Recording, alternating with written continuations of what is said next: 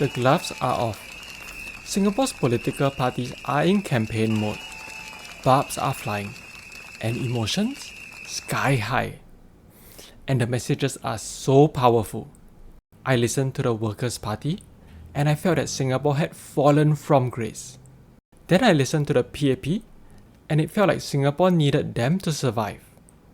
Join me as I unpack two of the most powerful messages and how I've learned to prevent myself from being manipulated. Every Chinese New Year, we young Punjabi kids, 3 of us, look forward to having a meal at our neighbor's house. What we did not realize then, but we realize now, the 3 of us, my brother, my sister, and I, were invited to our neighbor's house for the Chinese New Year reunion dinner. That was their way of saying, you are family. And so, my dear friend, Ching, whose family, his father's name was Chip, his mom's name was Anin, we have never forgotten your love. Good race relations, that is one of the many things that makes Singapore great. And now is my time to return what you have all given me. And the best way I know how is to put aside my own plans for a nice, comfortable life and to step up and speak up for my fellow Singaporeans. Harprit starts with nostalgia, a powerful emotional tool. Being invited to a Chinese New Year reunion dinner as a Punjabi kid. That's not just a dinner invite. In Singaporean terms, that's basically being knighted into the family. And he drops names. It grounds the moment, making it human. You can almost smell the lo hey. And he uses this story to explain why he's joined politics. It's a calling, not a career. He's not in it for the money or the glory. We live in one of the most expensive cities in the world. And even public housing, once our proudest achievement, has over the years become less and less affordable for many. We see young couples postponing marriage because they can't afford or can't secure a flat early enough. Harprit compares warm fuzzy memories to cold hard realities. It makes you wonder, what went wrong? And when he talks about couples postponing marriage, he's not just talking economics.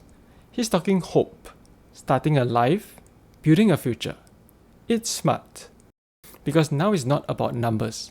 It's about your cousin who's been waiting 5 years for a BTO. Symptoms of a system that was built for yesterday, not for the challenges of today, and certainly not for the world of tomorrow. So, the question before us is simple.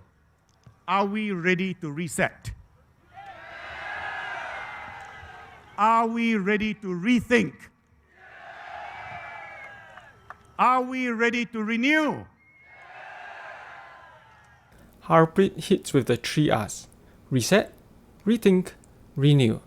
And it sounds like a TED Talk meets an iPhone ad. But it works. It's rhythmic. It's memorable. And he's careful. He's not saying burn it all down.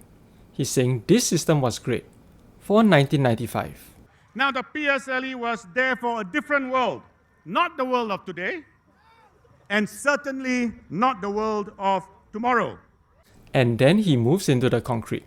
He's asking, are we still preparing kids for a future that no longer exists?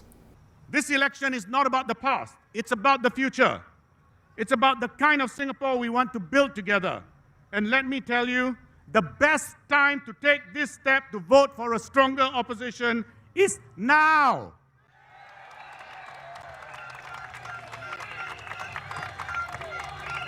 If not now, then when? Mic drop. That phrase, if not now, then when, is dynamite. It's short, sharp, and impossible to dodge. He makes me feel that Singapore is in a bad place. Harprit took me on a 5-stop MRT ride. Nostalgia, admiration, sadness, hope, empowerment. That's not a speech, it's a cinematic experience. And that might be the most powerful weapon in politics. For a moment, I was fully convinced Singapore's broken, and voting Workers' Party was the only logical move. But then, I listened to the PAP. You can see turbulence everywhere, especially with tariffs and trade barriers going up. But of course, when you listen to the opposition, some of them say the PAP is exaggerating. We are fear-mongering. Have you heard that? Do you believe them? Really? This is fear-mongering? You just speak to any business in Singapore. They are very worried. Wong also talks about struggles. But why are there struggles? Harpreet says, because the system is broken. Wong says, there's a storm coming. And the PAP, they are the ones handing out umbrellas and telling you to close your windows. Both are painting an incomplete picture. A picture designed to sway you to their side. Remember, how others frame reality can change how you feel. Other political parties may downplay the risk, but I assure you, the PAP will never do so.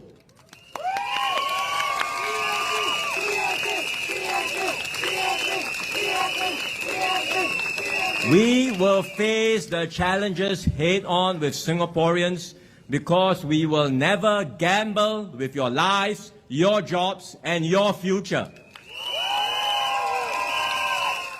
Wong paints the PAP as the tough love parent, the one who says no to a second bubble tea, not because they are cruel, but because they've already seen your health report card.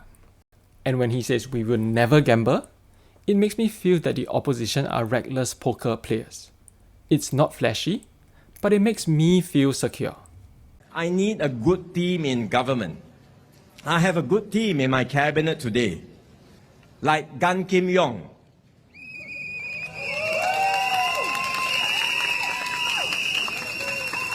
During COVID, we worked together. At the start, he was my co-chair. We probably spoke more to one another than we did to our respective spouses.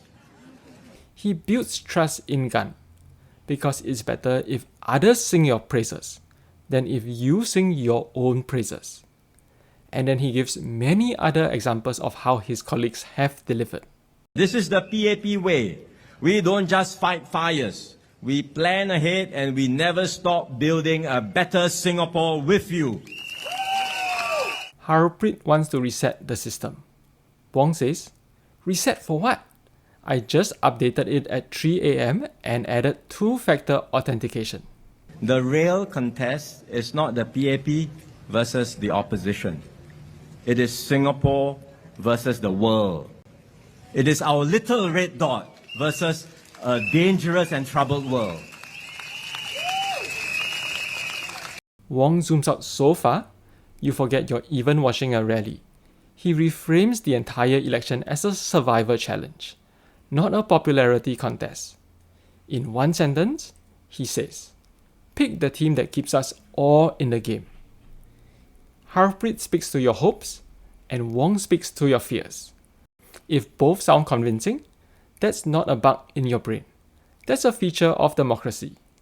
So to avoid being manipulated, don't just listen to both sides. Zoom out. Ask, what are they leaving out? What aren't they saying? Because in politics, what's unsaid is often just as powerful as what's said. Thanks for watching.